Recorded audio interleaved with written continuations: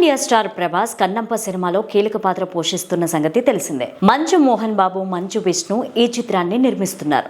మంచు విష్ణు ప్రధాన పాత్రలో నటిస్తుండగా పలువురు స్టార్ హీరోలు వివిధ పాత్రల్లో నటిస్తున్నారు. ప్రభాస్ ఈ మూవీలో నటించడం పట్ల తాజాగా మంచు విష్ణు ఆసక్తికర విషయాన్ని బయటపెట్టారు. మార్చి 1న కన్నప్ప టీజర్ రిలీజ్ చేయనున్నారు.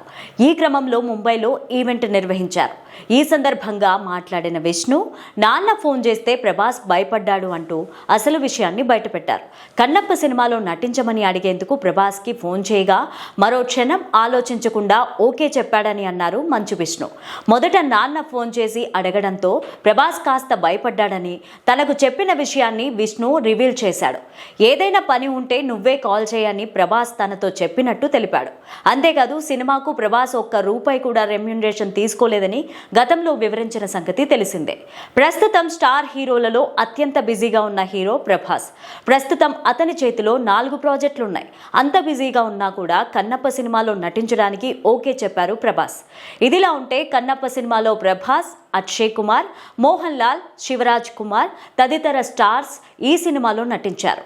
ఇంతమంది స్టార్ హీరోలు ఒకే సినిమాలో కనిపించడం ఇదే ఫస్ట్ టైం.